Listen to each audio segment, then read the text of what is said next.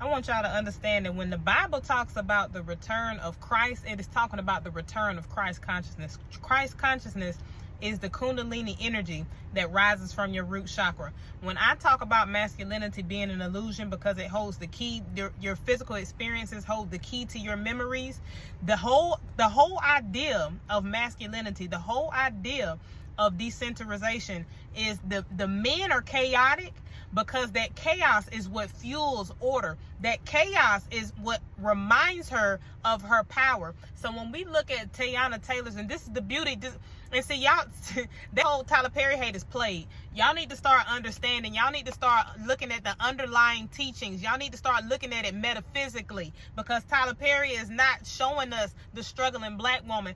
Tyler Perry is giving us the keys to the memory of our divine femininity.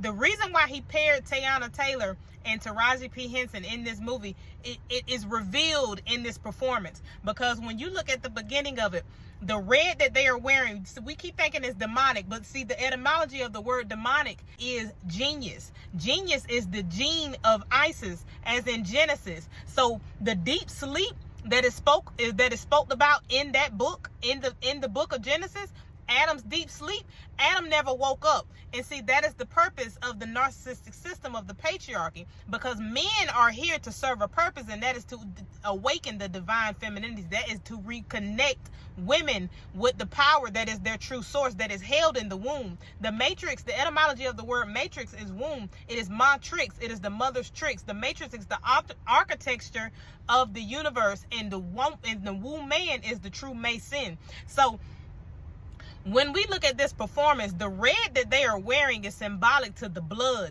The blood on the physical realm is symbolic to the breath on the spiritual realm. The blood is to ego as breath is to spirit. So what is happening is she is being uprooted. The divine feminine has to be uprooted, because us being so anchored to the third dimension by way of the deep sleep, the deep sleep of the atoms that is within our deoxyribonucleic acid that they told us was the rib of Adam that brought us Eve, is really just symbolic to the deep sleep that led to us being overthrown by the patriarchy. So we have to do what's called an uprooting, which is taking the seeds of the soil, the tainted soil, and you notice the umbrella.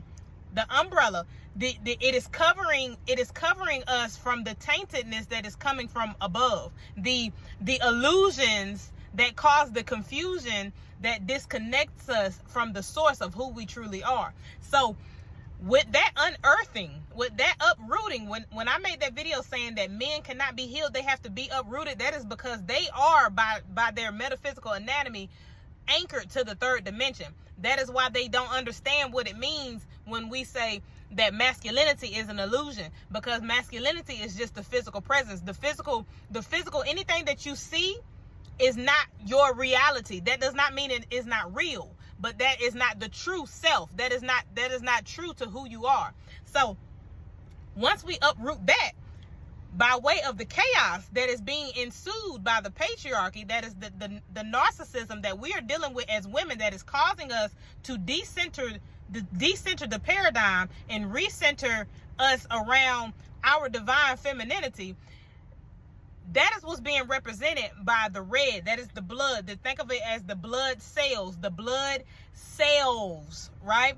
So once that is uprooted, this is where we get Lilith. This is why they demonize Lilith. This is why they demonize the angry black woman. Because in my video on angry black women being an illusion, that because that anger is what allows us to quantify our power on a quantum level and make shit happen and manifest in the physical dimension. The angry black woman is Lilith. Because Lilith was a rebel of the patriarchal system.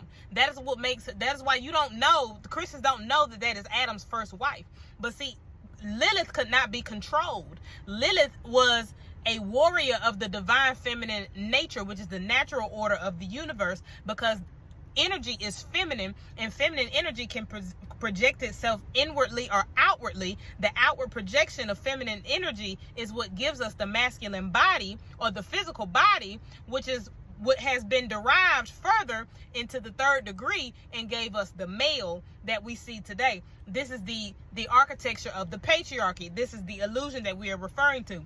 So the patriarchy created this concept of love, and they surrounded it. They used religion to surround it amongst relationships. They use religion to tell us that love has to be expressed through relationships. That is the furthest disconnect that you can have between the divine feminine and yourself, because the only love that exists is self-love. And that is what women are starting to wake up to. That is what the deep sleep, the awakening, that is what it is leading us to.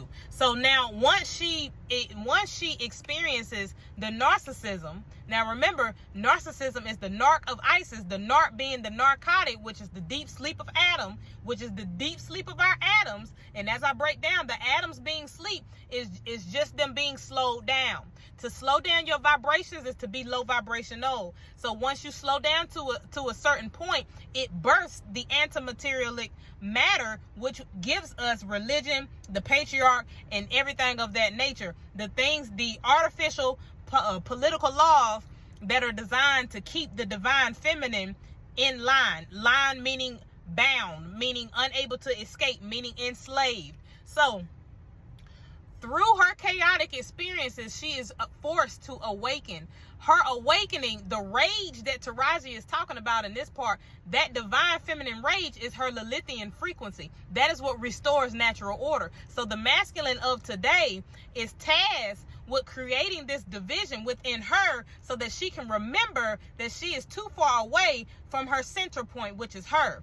That is what makes and in honor of Father's Day, the father, as I say, is not the father, he is the farther. He takes you further away from your point of connection, from the source, which is her. So when Taraji, when the camera leaps up, and she said it starts as a spark. Now notice that she's holding flowers that are on fire, and this is symbolic to the uprising. This is symbolic to the Kundalini energy, the Christ consciousness that is rising through that divine feminine rage, that dark femininity that allows us to break free from the narcissistic system of patriarchy. So once that is done, if you look at the bottom of her gown, this is symbolic. The blood at the bottom is symbolic to the rebirth. The holes that are in the gown, you can think of it as breaking through the fabric of reality. Breaking the deveil. What we call a devil is deveil. It is when we deveil the descendant of Evil, Eve being the darkness, which is the womb, El being God in physical form. When you integrate the higher and the lower self, that is when you get to a point of Christ consciousness. That is when you break the boundaries, the confinements of hell, and get to heaven. When the Bible talks about in Revelations bringing down a new heaven and a new earth, the new Jerusalem, the etymology of Jerusalem, when you break that word down, is a peace of mind. It is a place of peace. That is what happens to you mentally once you break free from the patriarchy. So this whole performance is symbolic to the return of the divine femininity, which is the great cosmic mother, which is Sophia, which is also Madea. Now go on, get out of here with that Tyler Perry hate. Y'all ain't deep enough for what Tyler Perry is really doing for y'all. What Tyler Perry is really doing for y'all, because the issue is that black women don't want to see themselves, because to see yourself, you have to be yourself. And to be yourself, you have to free yourself. And to free yourself, that means that you have to do the work.